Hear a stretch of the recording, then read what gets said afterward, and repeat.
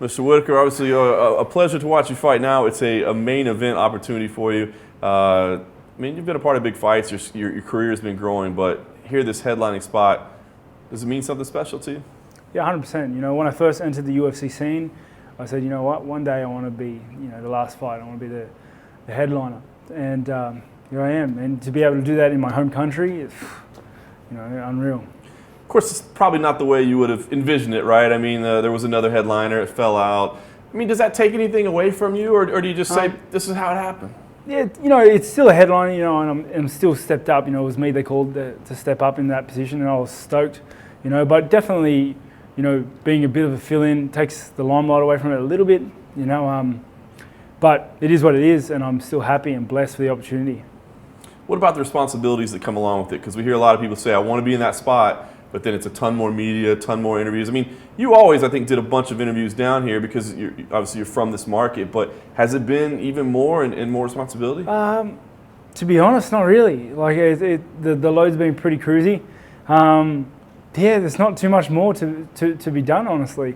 And not that it would be a problem, to be honest. I come here week out, and I know it's business. You're doing media, you're doing this, you're cutting weight, you're doing that, you feel like crap, and you know, but it's work.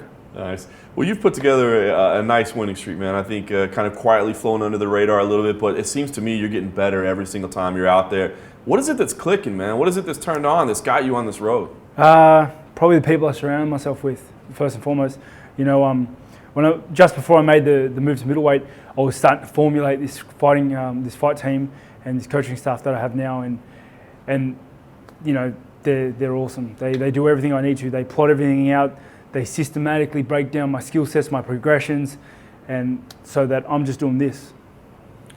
When you made the move to middleweight, I was surprised. I thought, you know, you were coming off a win at welterweight. You know, I mean, why? You know, so what was it that pushed you to make that change? And do you feel like this is always going to be your division now? 100%. You know, the only time I'll go back to welterweight is like in a body bag, probably. It was brutal trying to get down there. Honestly, it really was.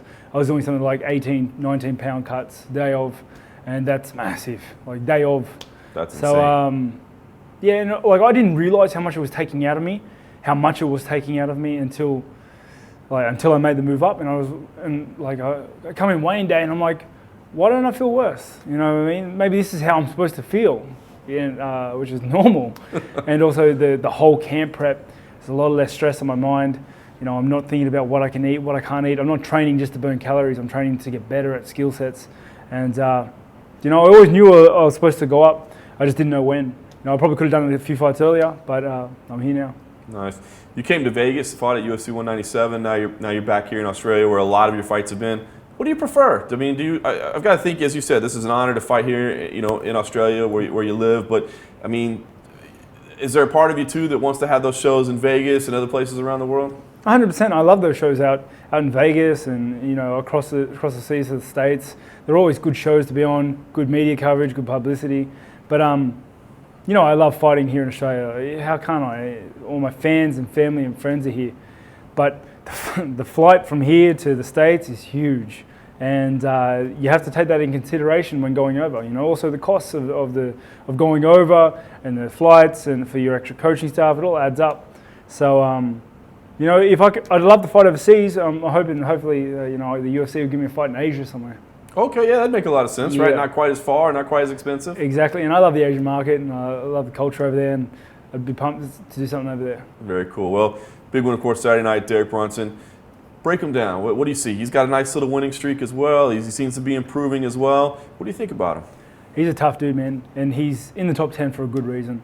He's got power, he's got striking, he's got killer wrestling, he's athletic, and he's hungry.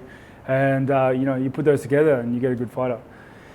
But, you know, I've got better striking. You know, I want it more. I've got more hunger. I've got more fire in me. And, you know, come fight night, we're gonna go out there, and it's gonna be a war. It really is. It's gonna be fireworks.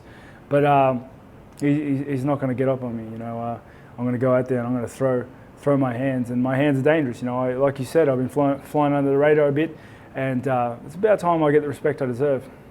Yeah, that's what's interesting. I mean, Jacare and Rockhold, massive fight. You know, so I can understand, but I do feel like people are forgetting like where you two guys stand in the division. Like this fight means a lot, and I do feel like maybe the fight itself is flying under the radar. Do you feel a little bit of that, and do you feel like maybe a touch of disrespect that people aren't giving you the love you need? Nah, because the fans are like, the MMA fans out there know about this fight and they love this fight because it's going to be a killer fight.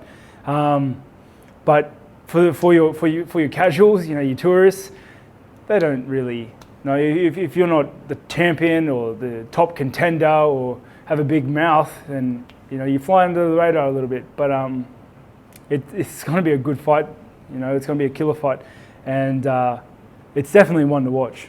Yeah, I think it's going to be a lot of fun. Do you feel that, not pressure, but like a need to like you said, be a guy with a big mouth or something like that to help get noticed? I mean, as you're growing, do you feel like you have to do something like that to get noticed? Or do you feel like just picking up the right wins will do it for you? Definitely the latter. I think picking up the right wins will do this for me. My actions will speak louder than my words. But I've been thinking about it. Maybe I've been flying a bit too under the radar, been a bit too relaxed and just trying to take it easy, sitting on the bench a bit. But I have to be me. I'm going to be me, and I'm going to do me. So I've got to do this naturally. I'm not going to try and put on a mask. I'm not trying to be fake. I'm just going to go out there, put on a fight for the people because they love seeing me fight. I wonder, in looking at the way the division has unfolded over the last year, do you ever think back to a potential fight with Michael Bisping and what might have been and what, it wouldn't have been a title fight at that time, obviously, but do you think about kind of the way things went down and what could have been? Not really. I'm happy where everything is. I'm happy with my journey. And like you said, the division is chaotic. It is everywhere. No one knows what's going to happen next month.